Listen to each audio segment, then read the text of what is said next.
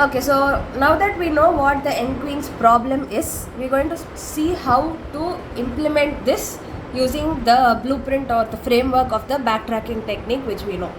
Now, like I mentioned yesterday, and generally in a backtracking algorithm, the blueprint is very clearly given to you as compared to, let's say, a divide and conquer or a dynamic programming.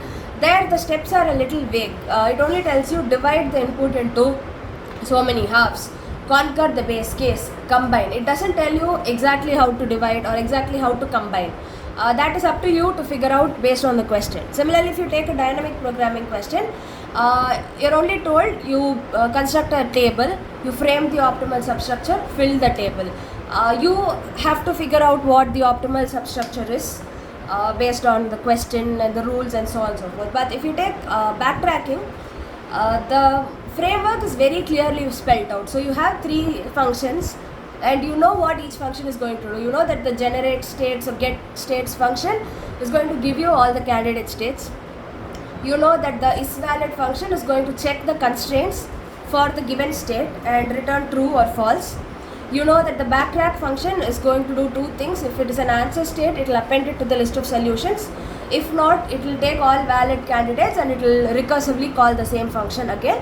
Then it will come one step backwards and check the next candidate and so on and so forth. So what exactly is to be done has already been spelled out clearly. So that is not something you need to waste time and energy in figuring out.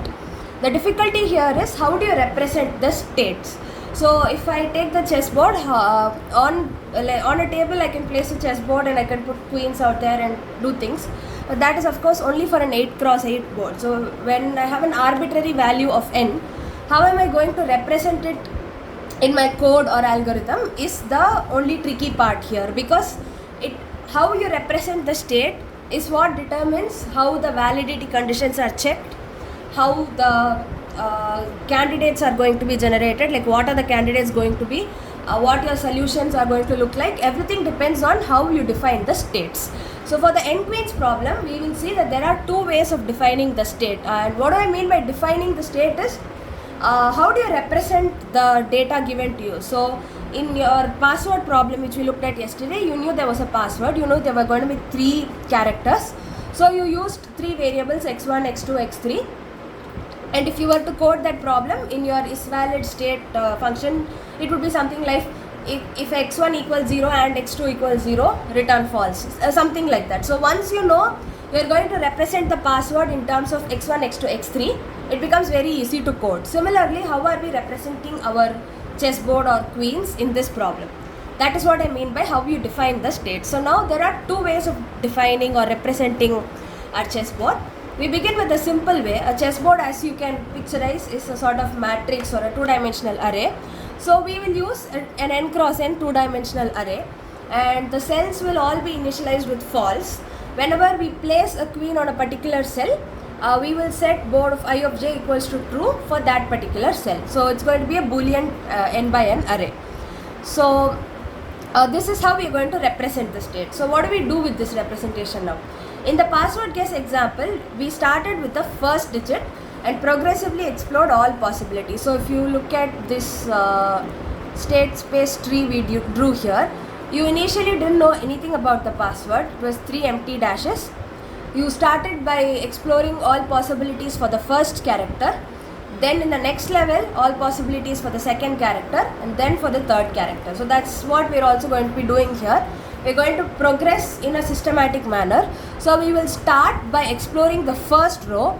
We'll see what are the different positions where you can place a queen on the first row. And then fixing the first row, we'll see what are the different positions you can place a queen on the second row.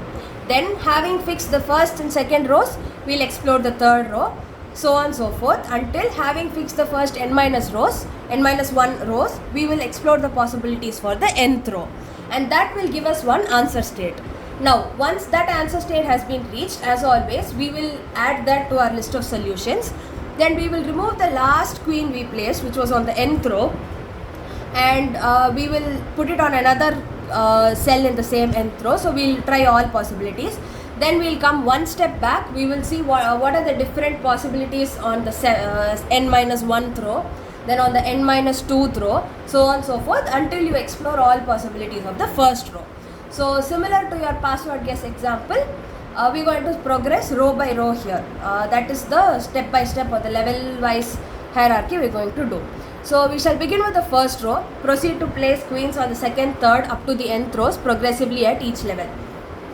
The get candidates function will take the existing board as in whatever number of queens you have placed so far, some intermediate state, and the current row, which row you currently want to put a queen on as inputs, and yield all column values from 1 to up to n as candidates. So let me remind you again of the fact that the get candidates or generate candidates or states, whatever, that function is only going to give you all possible options. It is not going to tell you whether this is valid or not. So the standard definition of the get candidate function is it will tell you the possible candidates where you can put a queen in this row are 1, 2, 3, 4 up to n, or 0, 1, 2, 3 up to n minus 1, whatever indexing you choose to use. So it will give you all those numbers. The isValid function will check whether in the rows you have placed queens on so far, is there any queen on the same row, same column, same diagonal, so that if I put a queen on this column of the current row, will there be a chance of attack or not. So the isValid function will check that and return true or false appropriately. So we explore one at a time each of the valid options up to the nth rows. Then you set board of I of j equals false for the current j, meaning whatever was the last queen you placed, you remove that and you go to the next option. So for if we go back to our password example here, we came all the way down here to 001. We knew this is valid. We put this here in the set of answers. Then we removed the last digit. We went back to 000 and we put some other digit 00 dash. Then we put some other digit here and we came to 000. Similarly, you will work your way down to the nth row. You will reach some valid configuration. You will put that over here. Then you will remove the queen you placed on the last nth row and you will put it on some other column of the same row, and that will be another configuration, so on and so forth. Once all possibilities of the nth row have been explored, you will go to another possibility on the n minus 1th row, which is like analogous to going from 00 dash to 01 dash. And once all in the n minus 1th row have been executed, you will go to the n minus 2th row, and so on and so forth. That is what the basic logic of a backtracking algorithm for the n queens problem is going to be about.